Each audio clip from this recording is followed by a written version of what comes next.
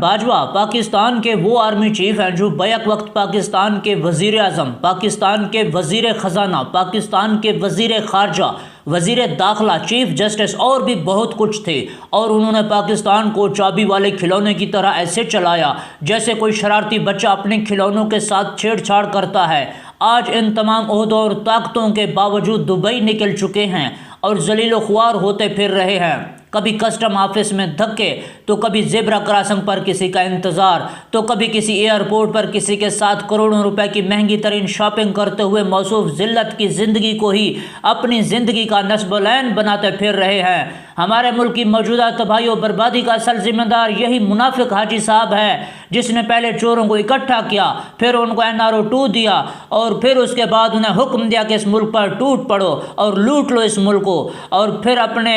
حصے اربوں روپے کے حساب سے لے کر چلتا بنا۔ اگرچہ حاجی صاحب ریٹائرڈ نہیں ہونا چاہتے تھے اور ان کی ذاتی خواہش تھی کہ ایک بار پھر ایکسٹینشن لے کر اس ملک پر مسلط رہا جائے، یا پھر کم از کم ایک بار ماشاء اللہ کا شوق ہی پورا کیا جائے، یا پھر اس امپورٹڈ ٹولے کے ساتھ مل کر حکومت کا جھولا جھولتے رہیں۔ لیکن شدید ترین عوامی رد عمل اور اس کے بعد امریکہ کی طرف سے مطلوبہ حمایت نہ ملنے پر حاجی صاحب کو پاکستان کی جان بالآخر چھوڑنا پڑی، مگر جاتے جاتے ایسا گند مار کر گئے کہ پاکستانی اب جھولیاں اٹھا اٹھا کر اس منافق کو بد دعائیں دے رہے ہیں۔ بدقسمتی سے پاکستانی جرنیل تاریخ سے کوئی بھی سبق نہیں سیکھتے، بلکہ جب طاقت میں ہوتے ہیں تو اندھے ہو جاتے ہیں۔ ایوب خان ہو یا ضیاء الحق، مشرف ہو یا باجوہ، یہ سب طاقت کے نشے میں اندھے ہو جاتے ہیں اور پھر عبرتناک موت مرتے ہیں۔ باجوہ اب یہ بیانیہ بنانے کی کوشش کرتا پھر رہا ہے کہ عمران خان پاکستان کی معیشت کے لیے خطرہ تھا،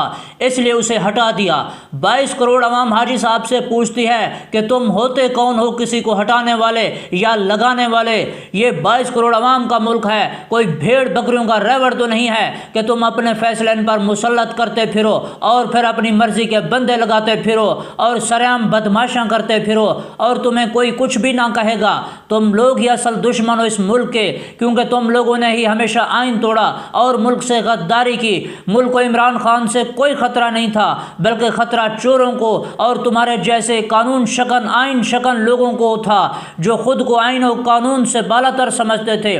باجوہ اپنی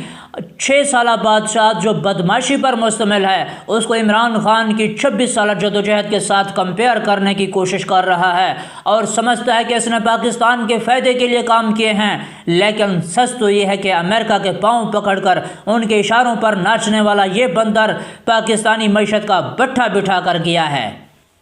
باجوہ کی منافقت اور چالاکی چیک کریں کہ پہلے عمران خان کو روس بھیجا تاکہ ان سے معاشی معاہدے ہو سکیں، اور پھر امریکن کو یہ باور کروانے لگا کہ عمران خان روس اپنی مرضی سے گیا ہے اور وہ پاکستان کو امریکن غلامی سے نکال کر روسی بلاک میں شامل کرنا چاہتا ہے، اس لیے اب اس کی حکومت کو ہٹا دیا جائے تاکہ آپ کے مفادات کا تحفظ ہو سکے۔ اب حاجی صاحب کے اس منافقانہ اور دوغلی پالیسیوں کی وجہ سے شریف خاندان، جن کی خاطر اس نے اس ملک کی خود مختاری سمیت سب کچھ داؤ پر لگا دیا، اب باجوہ جیسے غدار کو ہری جھنڈی دکھا رہے ہیں اور اسے خوب برا بھلا کہہ رہے ہیں۔ عمران خان اور PTI والے تو پہلے ہی مخالف تھے، مگر اب نون لیگ نے بھی اپنی سیاسی ساکھ بچانے کے لیے سارا ملبہ حاجی صاحب پر ڈالنا شروع کر دیا ہے۔ اب حاجی صاحب فرماتے ہیں کہ پاکستان کے اچھے امیج کی خاطر اس نے اپنے امیج کی قربانی دے ڈالی ہے۔ حاجی صاحب سے یہ کہتے ہیں کہ آپ کے پاکستان پر کوئی احسانات نہیں ہیں، آپ نے جو کام پاکستان کے ساتھ کیا ہے،